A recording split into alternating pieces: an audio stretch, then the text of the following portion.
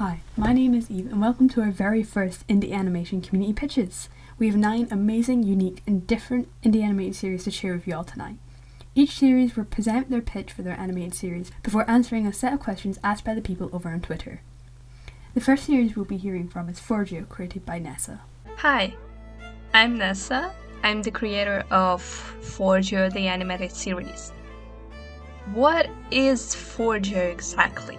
Well, Forgio will be paying attention mostly to the relationship between friends, lovers, what's the problem in the relationship of the main and secondary characters.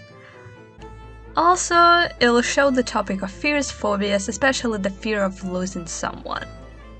What characters do we have? The first main character is Sakura Stiller, or Morgan. Sakura is the main character of the series, with her own quirks and worries. She's an angel, 48 years old, and will die for her family.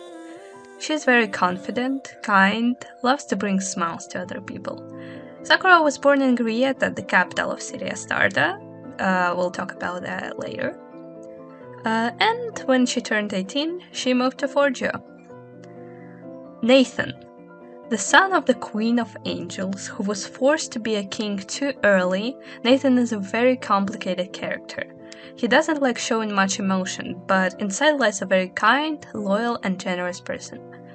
Because of the history between angels and demons, he doesn't like Aoshi much, but keeps neutral towards him because of Sakura. He is also afraid of fire, has strongest magic of them 3. He really loves Sakura as a friend and would do a lot for her. Aoshi. Aoshi is the only demon in the group. Also, he's the oldest, being 2 years older than both Sakura and Nathan. He is very confident and cocky, likes dead humor, would joke around all the time. He loves Sakura as his wife and trying to get close with Nathan despite Nathan hating him.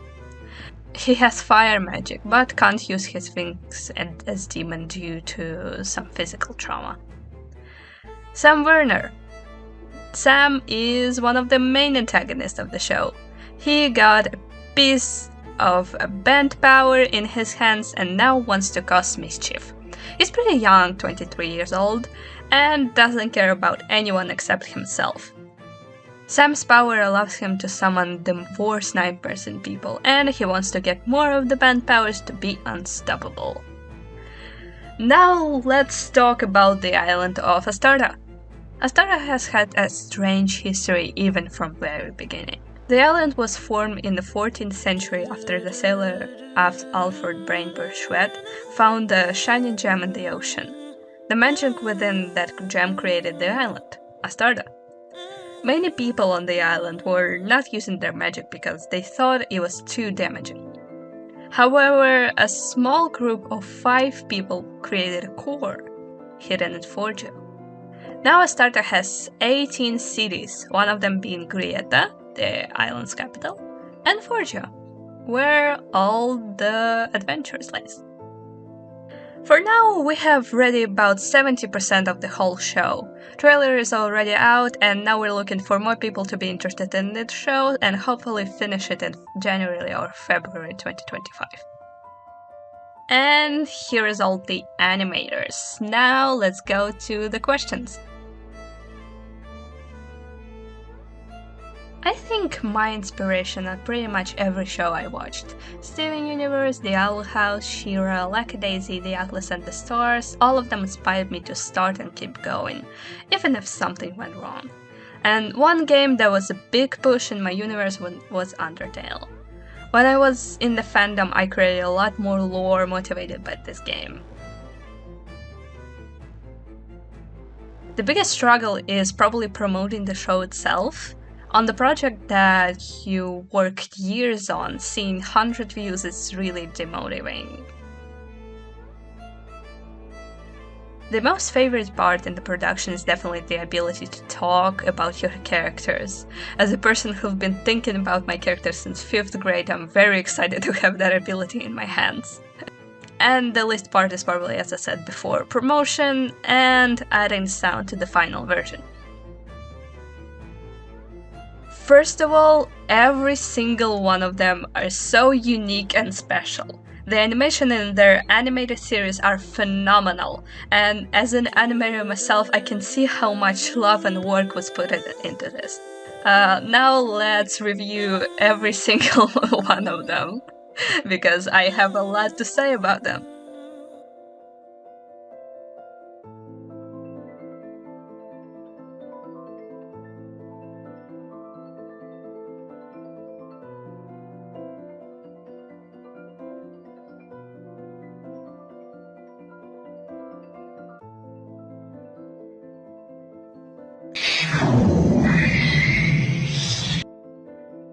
Keep going!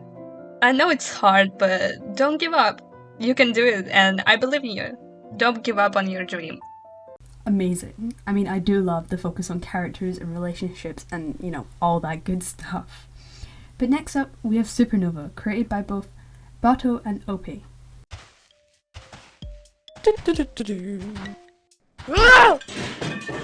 A USB? How'd this get out here? We need to see what's on it, but how? There's a port in the panel on the back of my head.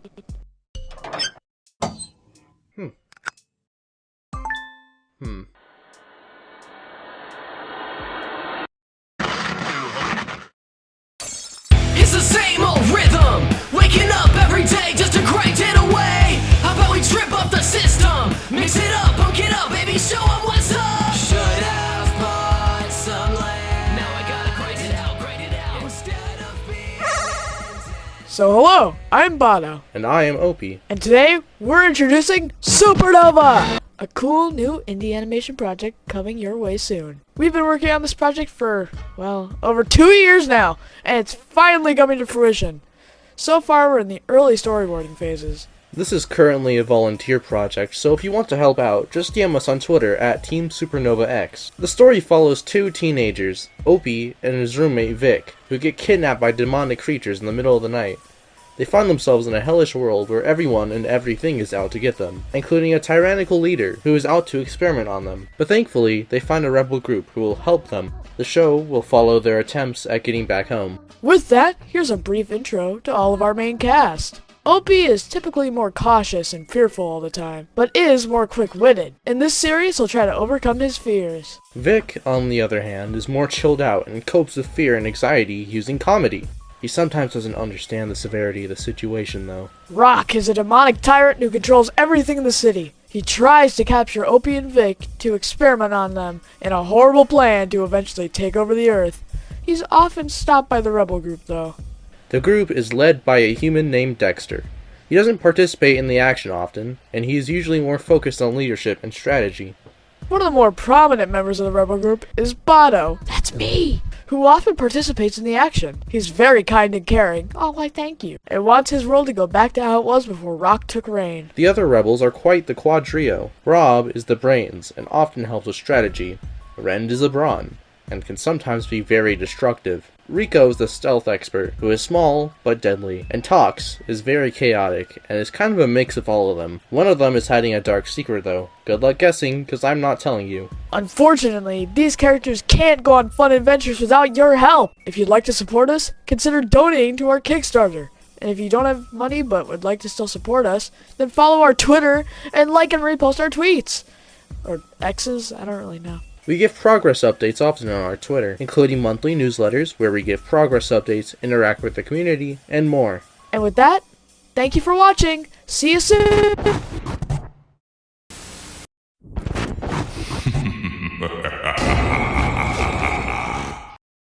Hey, it's me, Bato. I make Supernova. I'm gonna rapid fire some of these questions. Number 1. What are your inspirations? For me, I think the style of the show is very inspired by Digital Circus. And yeah, that's pretty much it. I just really like Digital Circus. Biggest struggles in production? I'd say getting your name out there. It seems easy in thought. Like, you have social media. There's so many people out there that support indie animation. But sometimes you gotta show more than you can tell. And it's kind of hard to do when you're in early production. Most and least favorite parts of the production process? I love seeing these talented artists, writers, musicians do things with my characters and my story that me and my friend came up with. It's just awesome to see. Really cool. As for least, it would probably be that sometimes it can feel a little less like a passion project and a little more like, a job, but you don't get paid at all. Maybe that's just me. What do you like about the other projects? As of recording, I'm a little late for the deadline, so I can't do every one of them, but I want to say that every project here I've looked at, and they are all awesome. I think all of them are super interesting, and when their pilots come out, I will be watching every single one, and so should you. Number 5. What are your opinions on cheese? I live in Wisconsin. I love cheese. Next question. Advice for upcoming indie creators? I'd say, don't think ahead too much, because then you're going to be swamped with ideas, and you're just going to feel like you have way too much to tackle. I'd say just focus on how to get your characters into the plot. What compelled you to tell this story? What do you hope to say with it? This story's been in the works for 2 years now, and it's changed from Bado being an alien that came from space, to Opie and Vic fighting off robots on Earth, and I think finally I've landed on a plot that I feel like we can do a lot with, and I'm very confident with, and it's nice to finally have that down completely, because before it was kind of a, really, are we sure about this? Should we change this? How's it like working on indie animation? What's your main strategy in going step by step? Also, hope you're all doing great. Thank you. I am doing pretty okay. I'm sick though. Working on indie animation is amazing. It's really fun to do, and you get to have so much creative liberty, and you get to work with amazing people.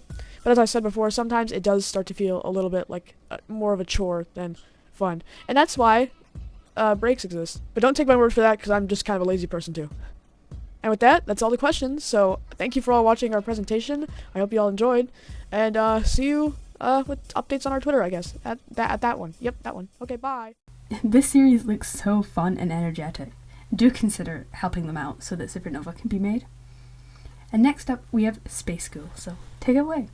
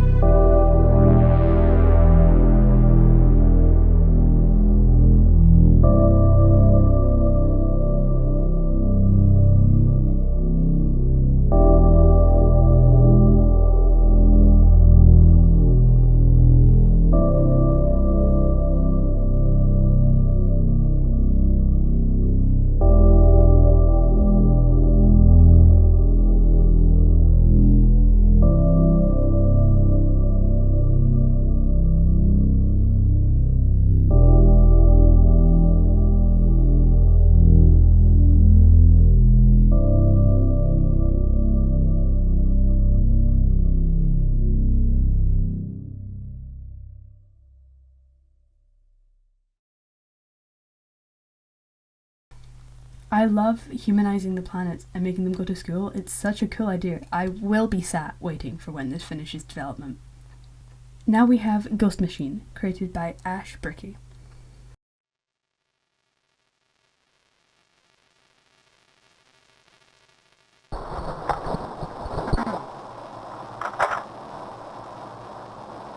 I am a prisoner to my bed. Last night I slept for 12 hours. It's an ironic escape. Sentenced to life in this bed, so I sleep. I live in my head. It's the punishment, the consequence of having a body that I didn't ask for. A body that no one would ask for. So, I slept a lot. I spend so much time unconscious that I might as well be dead. It's what they want, right? I've seen what they said. I've read the newspapers. I'm a cryptid, a demon. I'm Baphomet. No, I'm just me. Yeah, this is me.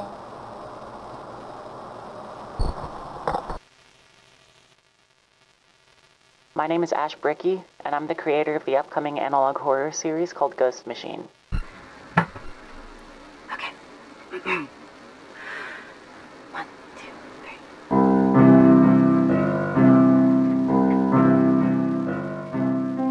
Ghost Machine follows an inventive young teen named Griffin, a boy who was born as a goat into a world of humans without any answers as to why. Desperate, he believes his father, a former inventor, might have the answers that he's looking for. His father, however, has been dead for as long as Griffin could remember. With the support of his older brother April, Griffin is determined to figure out how to communicate with their deceased father. The two of them come up with the idea to invent a machine that they believe can talk to ghosts. This should finally give Griffin the answers he not only longs for, but the closure that he desperately needs. With their brand new machine, Griffin and April make a plan to leave on their own. A journey to the scene of their father's death, hoping for answers.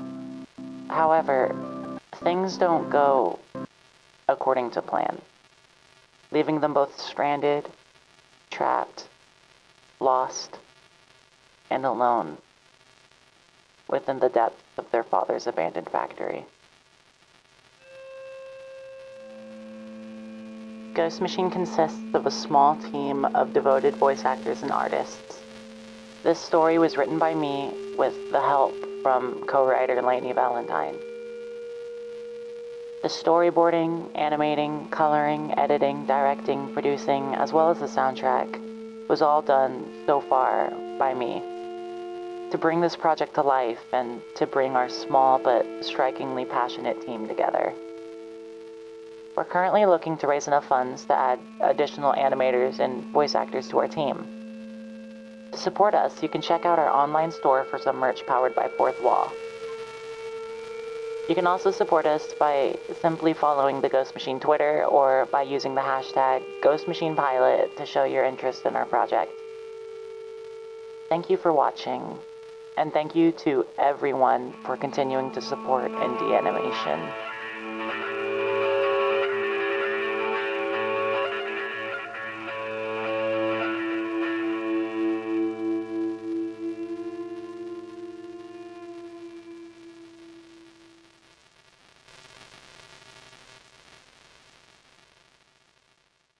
Ghost Machine has quite a bit of inspirations. I would say that visually, in the terms of the art style, it's very similar and inspired by The Amazing World of Gumball, with the collage backgrounds and the 2D characters in the foreground. But what inspired me really to make the series, I would say, are analog horror series like Angel Hair. Those specific shows have really helped shape Ghost Machine and helped inspire where the series would come from. One of the biggest struggles in production was getting it started.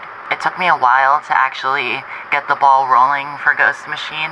It stayed stuck in my head for quite a while, and it wasn't until I got together the very first scene that I started to realize, oh my god, this is actually coming to life and is actually something that I can do. But getting over that first hurdle, everything sort of came naturally. As of right now, the main struggle for creating the series would be funding and lack of other team members, I would say. A lot of the show has been done by myself, so it is definitely a struggle, but it's doable and it can be done. I would say my least favorite part of producing Ghost Machine would be the key framing.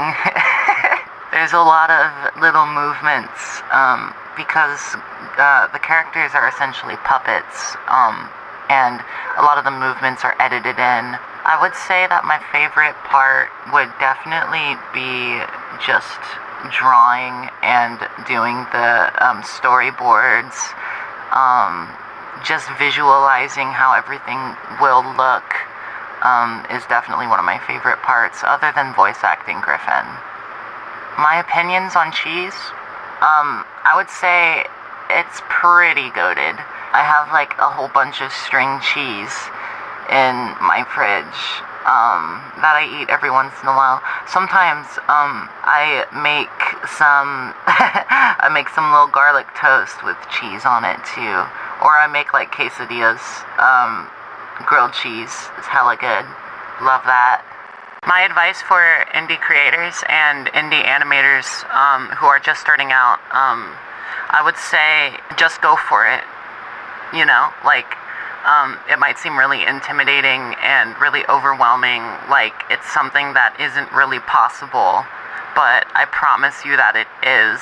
If you just take that leap, that first hurdle, and just try and make something. Yeah, it might come out god-awful at first, but it's a learning experience. I mean, Ghost Machine looked pretty terrible 2 or 3 years ago, but if you just keep trying and keep working at it, keep building off of it, it gets easier, and I promise you that it is very much worth it. Getting yourself out there is really helpful and really good for you, because if it wasn't for the people that I've met within the scene and within the indie animation community, Ghost Machine would not be anywhere near where it is right now.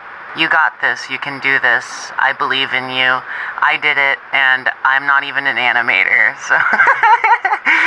I'm a sucker for anything horror, especially the analog horror-esque stuff. This just looks really, really cool, and I can't wait to see the finished product. And next we have Puppets Among Puppeteers, made by Apollo Hamilton. Hi, this is Apollo Hamilton, and I'm presenting the pitch Bible for Puppets Among Puppeteers. This is our logo created by the talented Hannah McCall, who is the co-creator of Puppets Among Puppeteers, or PAP for short. The story. Puppets Among Puppeteers follows Katmiri Phoenix Feather, a once starlet actress turned general, and how she has to handle the remains of her past along with winning a fleeting power war. However, when an old prophecy resurfaces, Katmiri is faced with a choice that will either destroy everything and everyone she grew to trust, or become the hero she never wanted to be. Puppets Among Puppeteers is planned to have 5 seasons with 11 episodes each season. The characters. Katmiri Phoenix Feather. Katmiri is a fierce and powerful demon, with a mixture of angelic blood and human blood. She was born in 1967 and started her acting career at a very young age. She died at the age of 21 in 1988, leaving behind a broken legacy. Now, she's faced with the reality of her illegitimate birth and the feelings that have festered inside of her for years. Kathy Rose Dare. This phantom version of Katmiri is a bitter mirror into the past. She's the personification of everything Katmiri hated about herself when alive, mixed all into one. She does her best to make Katmiri's life a living hell. Rude, vindictive, and snide, Kathy is as unpleasant as they come. Luma Starborn. Luma Starborn is one of the daughters of the 7 fallen angels, placing her in the Ars Goetia. She's a sweet and bubbly girl that wants to do what's right, but is unable to always do so. She believed that Lilith would make hell worse for everyone, and so took it upon herself to join the fighting, even if she believes that the bloodshed could have been avoided if Lucifer had talked to Lilith. Alabaster Alley Cajun. Alley was alive and was from the Deep South, when segregation was still in effect. He was constantly belittled and bullied as a child, until one day he was kidnapped. After killing his captors, he went crazy and joined a gang, but soon enough he died as well. He's sarcastic, whiny, and a bit of a diva. But if he cares about you enough, he'll protect you. He has a heart of gold underneath the walls of stone he has created to protect himself, but he lets very few people pass his walls. Rude, sarcastic, and always ready to party, Ali is the life of the afterlife. Margaret. Margaret was a human sinner living in the 1950s during the Red Scare. After she died, she went back to her abusive husband, even though she didn't love him. Margaret was forced to be on Lilith's side because of her husband, but escaped his clutches and now finds herself at the mercy of Lucifer's army. She learns to grow and understand her role in the fighting as she learns how to be lethal in battle. Sweet, naive, but always ready to throw a punch, Margaret will always have your back. Thistle Black Widow.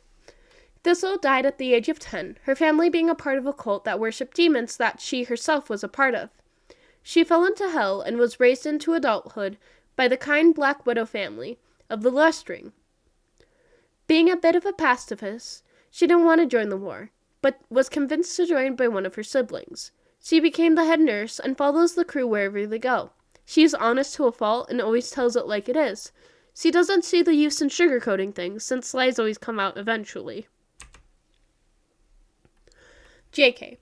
JK was a sinner that was kidnapped at a very young age and was forced to see many terrible things. He went crazy and was shot shortly after being released because he kept killing people. His insanity carried over to his afterlife, becoming somewhat of a jokester. And now he can kill without being looked down upon, as long as it's the enemy. The World Puppets Among Puppeteers. Hell is where the story takes place, and so is very important. In hell there are 7 rings, one for each of the 7 deadly sins. The 7 fallen angels rule over all of hell, but each ring is ruled by one of the 7 deadly sins. The 7 fallen angels are Lucifer, Lilith, Hades, Ambelia, Anubis, Rosemary, and Rebel. Together they are supposed to keep order in this world and regulate each of the sins so they don't get out of hand. One hell year is 10 years up on Earth, and hell years only have 10 months. Each ring has their own gimmick, and the main focus of the show is on the top ring, the Pride Ring, where the seat of hell is, but each ring plays an important part of the show, and are mentioned constantly. Earth. Earth is a medium between hell and heaven, purgatory and limbo being a part of Earth. Earth is filled with magic, but humans have forgotten how to use the magic Earth naturally has. Magic is connected with life, and so those who have lived have more power than those who have never lived on Earth, like demons. This doesn't count for angels, though, because they were created by God himself and are perfect.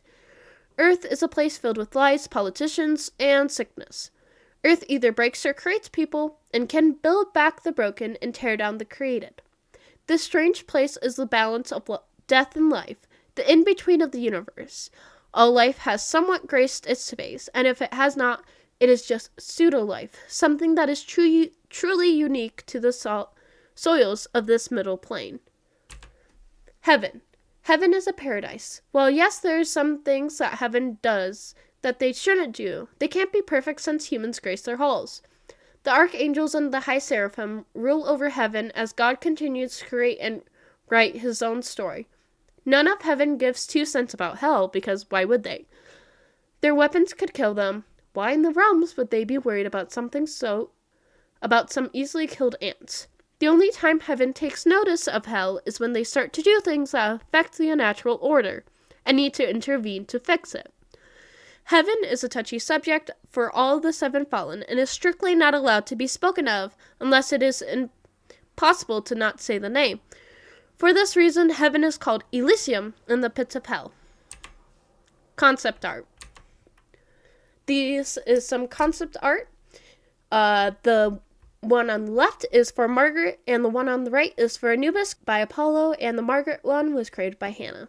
On the left is another concept, the final concept draft for Luma, and on the right is another piece by Apollo, this one of the High Seraphim, and this is just a couple of concepts. This is where the main concept for Thistle and Margaret came from, and the last draft of the concepts for Allie, and in the left-hand corner of that page is the first ever concept for Allie, created by Apollo.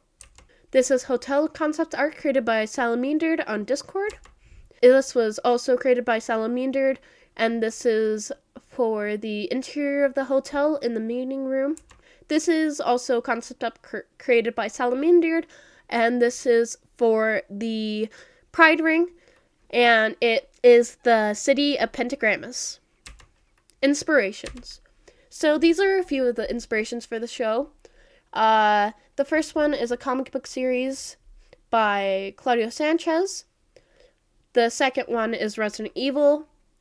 And there's some musical inspirations as well from Coheed and Cambria and Nothing More. A couple of books that have inspired the show have been The Things They Carried and Soldier's Heart. Some art stuff was emo and design. And we also got some inspiration from Undertale, not in the art direction, but in some other stuff. And just some more music and kind of just stuff in general. Bad Religion and No Effects for kind of tone and just vulgarity. Age. Puppets Among Puppeteers is for audiences 16 plus due to gore, profanity, and subject matter. Puppets Among Puppeteers is messy and adult show, story-driven, about mental health, about war, and of the effects of war, dark but lighthearted, and LGBTQ plus driven story. Puppets Among Puppeteers is not made for kids, episodic, clean cut, making fun of those with mental issues, making light of war, bright and cheery, a cis hetero-driven story. And that is all. I think this is such an intriguing concept with some really strong characters, and I personally can't wait to see what it'll look like when it's finished. But next up we have My Friend Fabien, created by Swag. Hello friends, my name is Swag and I'm the creator of My Friend Fabien. My Friend Fabien is a family-friendly sci-fi musical comedy which follows the story of a tween troublemaker whose already bleak life takes a turn for the worst when a temporal anomaly threatens his hometown, sending him, the scheming class president, a mousy time phenomenologist, and strange beings from another dimension on a whimsically twisted journey to confront the chaos of the time continuum. So let's jump into it. Let's talk about characters. Meet Fabien. Fabien Adamus is a troublemaking punk from the wrong side of town. This kid has turned being a delinquent into an art form. This one's a fighter, a trickster, and he's fueled by spite. He simply refuses to let anyone or anything tell him what to do. Next up, meet Maya. Maya Munoz is better than you. She's better than me. She's better than herself from 5 minutes ago. And one day, she will rule the world. But for now, she's the overachiever that makes you question everything you've ever done in your life. Straight A student, master of extracurriculars, and the iron-fisted ruler of the school student council. Next up, we've got Henry. Henry Miller might look like a reclusive, mousy little weird kid who doesn't talk to anybody and is always thinking about death. And he is. But he's also on the brink of a temporal discovery that'll change the universe as we know it. Fueled by energy drinks and an encyclopedic knowledge of his favorite canceled TV show Grand Atlas, Henry's driven by an intense desire to fix his past. Now, finally, let's talk about those strange beings from another dimension. Meet Gabor, the sharpest temp tool in a not very good temp shed. His mission should be pretty simple. Put your life on the line to defend the timeline from horrible anomalies that threaten to destroy the fabric of reality. Though lately, he's struggled to decide which is the greater threat, temporal extremities or his partner Oppo. Oppo, on the other hand, is a chihuahua with a flamethrower, and she isn't afraid to use it. Ranked lowest in her department, she's sick of being the butt of every joke. She's ready to get out there and kick some butt for a change. If only Gabor would get out of her way. Now, as we finish up with our primary cast of characters, let's take a look at the world of our story. Welcome to Bridgemount, a mishmash of Spanish colonial charm and dilapidated industrial ruins. This small Floridian town is the poster child for faded grandeur. The people of Bridgemount are worried sick about its future. And their kids, well, they practically major in uncertainty. Without something to come in and save its economy, things are looking dire. Shining as a glimmer of hope in this forgotten town, a sleek modern factory and an eccentric billionaire are ready to sell Bridgemount a new future in the form of Loogie Factory. Originally an old military fort that housed war criminals, Bridgemount Middle School never managed to shake its strict prison culture. Students here care about 3 things: passing their exams, abiding by the council, and staying out of the haunted dungeons underneath the school. Hi, my name is Jess, and I'm the executive producer on My Friend Fabien, and I just wanted to say that, in conclusion, My Friend Fabien is a musical love letter to a generation haunted by existential dread. The core themes of legacy, loss, and ambition drive our characters on a weird and heartfelt journey through an ever-changing multiverse, and we hope you'll join us for the ride. Now we're going to move on to the Q&A section, which I will be answering most of these questions. We tend to take inspiration from a pretty big variety of sources. We try not to rely on just one thing, just because, we're trying to tell a story that is unique and interesting, and so we try to take little elements from a lot of different things that interest us. So here are just a few examples of different inspirations that we take for different elements of the story. I would say the biggest struggle is definitely keeping up momentum, because making an animation, especially with a small budget, takes a lot of time and energy, and it's really easy to lose motivation after a while. So, finding ways to keep yourself going and really just remembering why the story is important to you is a really important part of the process. So personally, I would say that I love the opportunity to just work on something creative with my friends. We're kind of all bouncing off of each other, and the teamwork aspect of it is just really appealing to me. And my least favorite part is scheduling meetings, especially when everyone lives in a completely different time zone. Honestly, I feel like I could sit here and gush about all of these other projects forever, but we don't really have time for that, so I'm just gonna list out all of the projects that are here with us and some things that we like about them, and you can read them if you just pause the video. Alright, personally, my favorites are Gouda and White Cheddar, but our head writer Casey had a lot to say about cheese, and he made a tier list, and I'm just gonna put it here for a sec, and that's what we have to say about that. Do not try to make a 30-minute pilot right off the bat. Don't try to make a feature-length film. Just start smaller. Just make short-form stuff. Make comics. Make just an animatic. If you're going to make something animated, make it like 1 to 2 minutes or shorter. Just start with something that is on the easier side and build up from there, and just have realistic expectations throughout that whole process. I would say that our main strategy in pretty much everything we do is just to communicate a lot and make sure that everything is organized in a way that is easy to read and easy to find for, anyone on the team, so that everyone knows what they're doing. Having spreadsheets for things. Personally, I love it when those spreadsheets are color-coded, but, whatever helps, whatever works. Stressful. It's really stressful. But we love it, so, yeah, next question. Well, the real answer to what compelled me to tell this story is I was bored and wanted to make a musical. And nobody told me no. So here we are. But I think that My Friend Fabien is a very personal story to me, very reflective of my own experiences as a child growing up in Florida, and feeling like wildly out of place, moving around a lot. And over time it kind of became a collage of my experiences as well as my friends' experiences, the people that, have helped make this project possible with me. Really, I only hope that people enjoy visiting this very silly world that we have created together and feel inclined to stick around for a little while longer.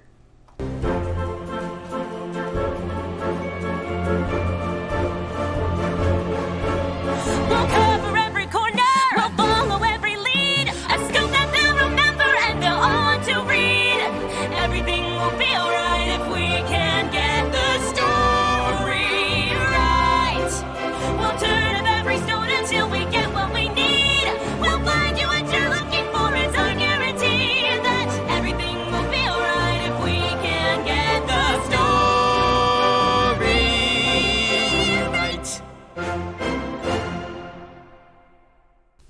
If you know me, then you know I'm a big fan of other dimensions and creatures that live within them. So this pitch really has me hooked, and I simply cannot wait to see what becomes of this. Up next is my own animated series, From Within the Veil, so let's just jump into that. Hi, I'm Eve, the creator of my upcoming animated series, From Within the Veil. We've been working on the pilot episode since early 2024, and although we're still in early development, we do have some exciting stuff to share with you. But first, a little bit about the story and the world it's set in. From Within the Veil is a horror fantasy series, and its story revolves around 3 friends who are working together to try and figure out the truth behind a mysterious infection called the Rot. From Within the Veil is set in a world that is recovering from a world-altering event called the Divergence. Archipelagos have formed from what used to once be continents. A bacteria that mysteriously appeared after the Divergence has been ravaging the land. Anything it comes into contact with either dies or rots, which landed at the name the Rot. And rumours of long-dead groups and religious fanatics have spread far and wide, which scares everyone. Our story, however, takes place in the small island of Curia and in the capital city of Rivengard. Rivengard is a quaint city. It's run by the monarchy, and although far from perfect, the king and his men care for the city and try and do what's best for its citizens. They try and keep it safe from what lives outside the city walls. I mean, it's not an easy job considering the state of the world. Our pilot episode follows 3 friends. Theodora, the daughter of the king, she must take up the role of queen and follow in her father's footsteps one day, but that's not what she wants. Thalia, a guard who's working in the castle, but she'd much rather spend some time around plants and studying the effects of them. And Twig, a student at the esteemed Rivengard Academy. Although he is just a student, he's always crafting up a new invention. On Theodora's birthday, Thalia and Twig craft up a plan to give Theodora the best birthday to remember and to cheer her up. But when the pair realise that their plans have been intruded upon, it's up to them to try and salvage the birthday. If our series sounds interesting to you, then please consider checking out our social medias. We post updates and other fun development stuff over there, mostly on our Twitter and TikTok. However, we do also have a YouTube channel and an Instagram account. We're also in the process of funding our series, so if you'd like to go the extra mile and help us out, then check out our Ko-fi. Thanks.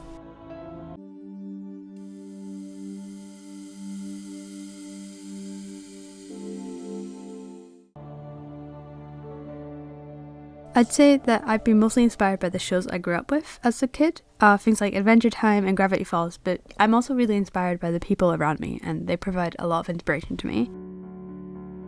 Honestly, my biggest struggle with the production has been motivation. I'm a full-time student, so, juggling academic work alongside the pilot has been quite difficult. My favourite part of production is the animating itself. I mean, there's something so magical about seeing it all come to life. It's painful, but magical. My least favourite part, I'd say, is all the admin stuff like invoicing and chasing people up. It's important, but it's the boring part. All of the productions pitching tonight are amazing and fabulous, and I love them all. They all bring something different to the table, and it's so interesting and fun to see how versatile indie animation can be, both as a creator and a viewer. And I'm excited to follow along with each of them, to see them flourish, and to see them when they're done. I'm not a big fan of cheese. It's kind of yucky, but I think Twig would be a big fan of it, just shoveling cheese into his mouth. My advice for indie creators would be to take your time. I think in the current environment, there's a pressure to make things go as fast as possible, but sitting down and refining your story and making sure everything's just how you want can bring it to the next level, and that's really important as well. Animation's a slow medium, so you might as well just take it slow. Personally, I think I've been inspired by the anime I've watched over the years, but shows like Steven Universe and Hilda have had a large impact on how I draw the backgrounds. I feel like shows like that have a big inspiration as well. Mysteries have always intrigued me, and I've always wanted to tell a mystery story of my own. But I also wanted to bring justice and represent characters that might not be represented in mainstream animation. And also, I like that not everything needs to have a happy ending. That's important to me, and it's something I'll always remember when writing for From Within the Veil. Working on indie animation is challenging and really difficult, but it's also really rewarding at the same time. There's nothing quite like the joy of seeing people engage with the stories and characters that I've been drawing in my sketchbooks for years. I find that my main strategy when it comes to animating is taking a scene and doing all the shots before moving on to the next scene. When I animate, I take the hardest shots and I do them first so I can get them out of the way. But I also find that just having a spreadsheet helps me get everything done. I hope you all enjoyed my pitch, and we'll watch along as development happens. Now we have Juno's pitch, created by Hannah McCall. Hello everyone, my name is Hannah McCall and I am the creator and director of Juno. Oh my god, it's Juno, oh my god. Yes, that's me. So we're gonna get started. So Juno is a 2D animated comedy series. In short, is about guiding the dead to the afterlife, and it follows Juno and Desi as they try to stop a false god from forming within their town. But who the hell are these people? Well, this is Juno. Juno is a 17-year-old creature guide. Juno is incredibly eccentric, adventurous, and skillful, leaving her as one of the top amongst her ranks. While she may get held back, she always strives to get back up no matter what the cost, and no matter what. So she's very confident and always willing to help others. This is Juno, the star of the show, the main protagonist. And the second protagonist is Desi. Desi is quite secluded to herself. She doesn't really like the guild. No one knows why. It seems like the only person who does know why is Desi. So if you're interested in learning about her story and why she continues to stay, or why she's partnered with Juno, someone who seems to be very out there, as opposed to someone very in herself, watch the series. And so the world of Juno, despite it being guiding the dead to the afterlife, actually takes place in Lockinge. Lockinge is like a trading hub. It's where hybrids and humans live together, and it's also home to the Guild of Crows, where the main protagonists are a part of, along with a variety of other guilds where everyone can feel welcome. So think of apothecary, think of sewing, think of armory, think of that. So the Guild of Crows, as said before, is the main setting. It's responsible for any creature or human safe arrival in the afterlife, and it is split into 3 distinct groups. Creature guides, this is where Juno is, adult guides, and then creature guides, this is where Desi is. So they ensure the safety of the souls they guide while opening the doors to anyone, no matter their circumstance, to be a part of the guild or to work with them. They also keep the balance between life and death in check all the time. They are the sole providers of the Divinus Gate. So this is a direct link to the mortal world and the afterlife. It's protected by the guild, and it allows them to do their job seamlessly with the gift that God of the Dead gave to them and its guardian. Although this link is quite frail, very thin. But this is where the big bad comes in. Oh shit, who the fuck is this guy? Well, his name is Romnir.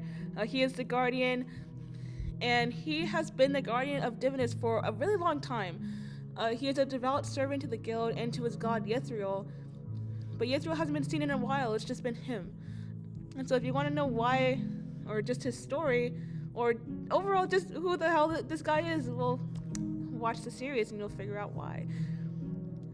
And so, as said before, Juno is made for audiences 14 plus. We plan to have 11-minute episodes. It's serialized, and it has themes of death and grieving. There's a show about the afterlife, friendship, family, and more. And so we also aim to have a Kickstarter soon, and hope to have episode 0 out by at least late 2028. And so other regions to note is Eridan, an underground city, Nirai, an underwater city, and Vendalin, a city up in the sky. All 3 of these places will be in the series, but for now we're focusing on episode 0, the end and the beginning. Such a spooky title. Which is an estranged beast of fury haunts the townsfolk of a now ruined town. Scary. Oh my god.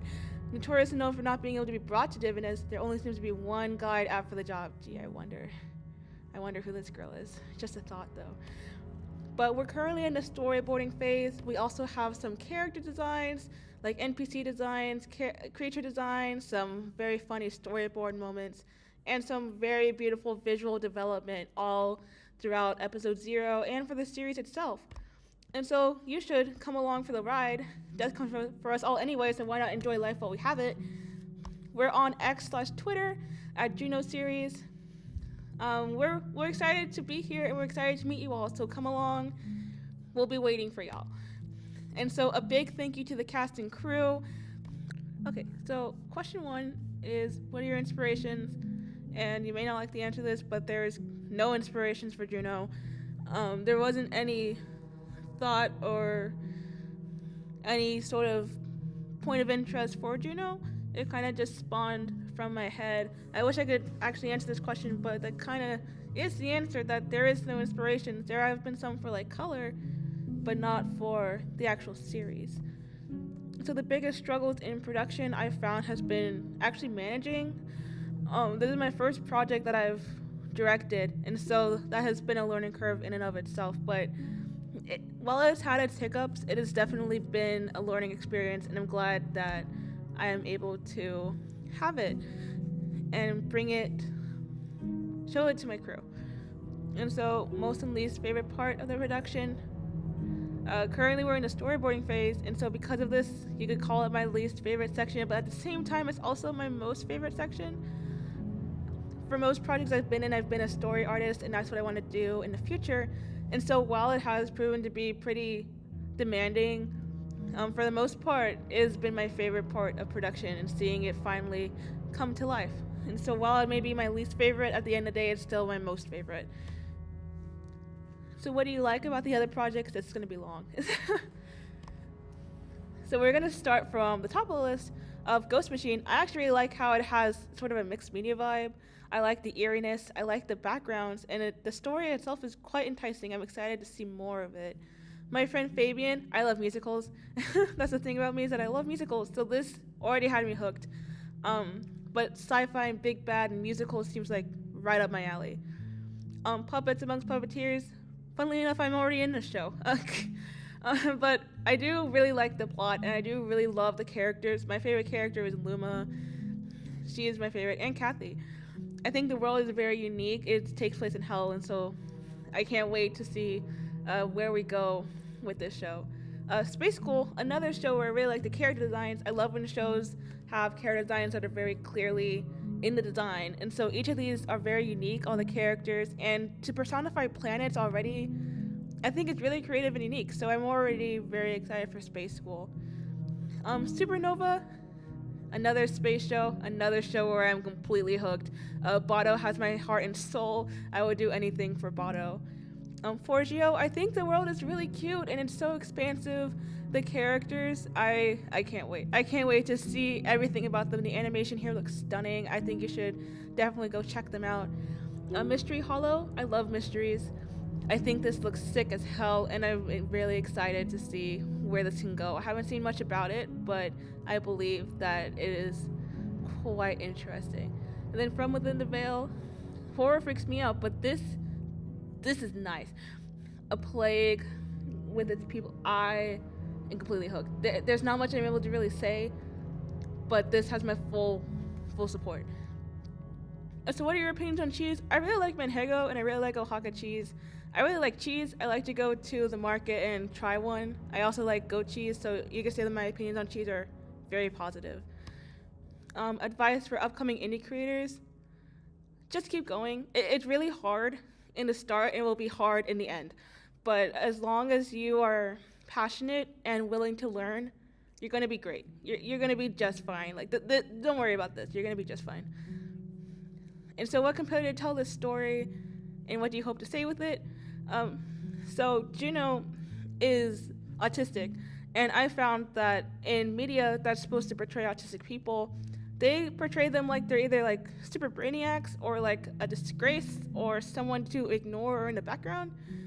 And I don't want that. That's not cool. And so I decided, let's just make a story where the main character is autistic and it does not show any of these negative traits, because why are they shown and mischaracterized so much? And so I just hope to bring light to like really autism and make sure that it gets seen in a light that's not mischaracterizing it or demonizing it, because like, why are there so many shows without the pattern? It shouldn't be. But that's what we kind of hope to tell with this story. And so how's it like working on indie animation? What's your main strategy going step by step? Take it one day at a time. Wholeheartedly, take it one day at a time. You can't prioritize everything in one day, and you can't prioritize everything at once. It is a marathon, not a race. And so you're not going to finish in like a year. You're not going to finish in like 2 years. It's going to take time, and you need to be willing to have that kind of time. So take it day by day. You're going to learn from your experiences, and it's really fun, but it's going to be hard. But that's really all I have. Thank you for tuning in, and we will see you on the other side. I love this idea so much. Both the characters and the world seem so interesting, and I really can't wait to see Juno flourish. Now last but certainly not least, we have Mystery Hollow, created by Miss Dancelot.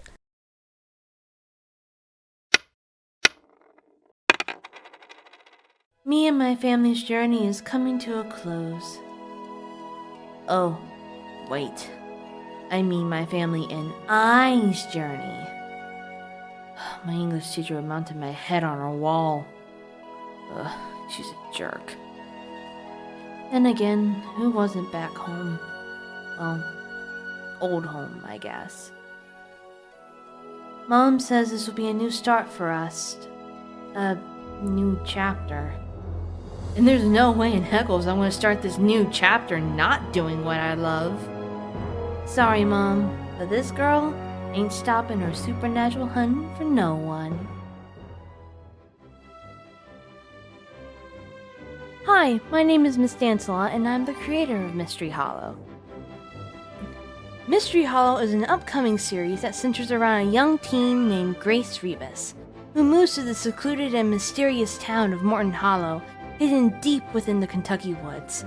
She befriends a town resident, Zach Pitt, and together they set out to discover the town's winding, supernatural roots under the guidance of their history teacher, Neil Watson. I'll unearth every secret in this town, even if it kills me. Grace Rebus is the main protagonist of our series, and voiced by yours truly. She is a bubbly young woman who keeps in touch with her inner child. Easily excitable, she is especially interested in everything supernatural, from aliens to ghosts and ghouls. When fired up, there is no stopping her. While her kind heart grounds her in her relationships with other people, her sensitivity can get in the way of her better judgment. I couldn't let you come out here alone, and we agreed to solve this case together, right? Zach Pitt is our secondary protagonist, voiced by Ben Altry, as he is dragged along with Grace on all her supernatural escapades.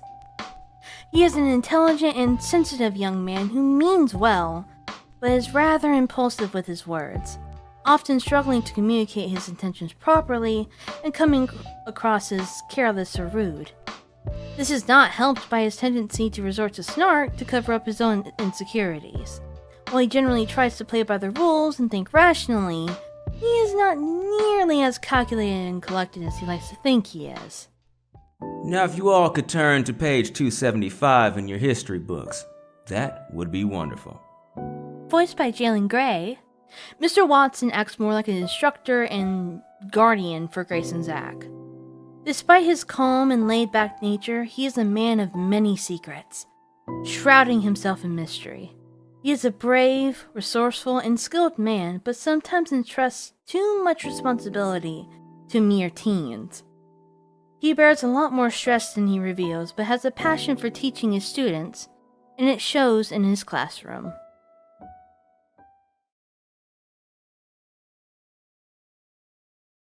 Mystery Hollow takes place in a small hidden town in Kentucky called Morton Hollow. Due to it being a small town, it is easily hidden by the large trees that surround it. These trees are inhumanly huge, to the point where the townspeople hollowed out some of them and turned them into homes. Some smaller homes are inspired by The Hobbit, where they live more in hills or underground. We plan to use the trees and other natural qualities when we design the buildings for the downtown as well, to show how the supernatural elements have really affected the town itself, despite their denial of its existence. The forest will be one of the main areas in the series. Due to the supernatural qualities being embedded into the ground itself, the entire environment is affected, such as the trees and other flora being much larger than they're supposed to be, creating what feels like a different world from our own.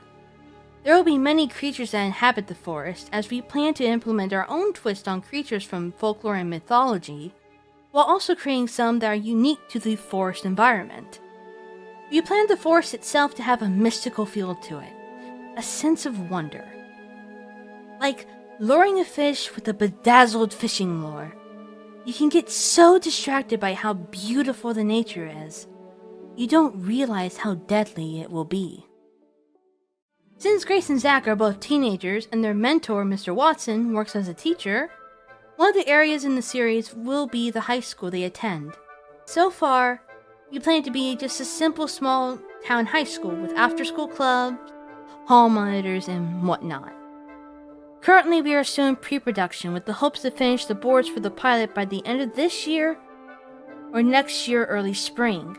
Then we'll be launching our funding campaign next year in hopes to get the pilot fully animated.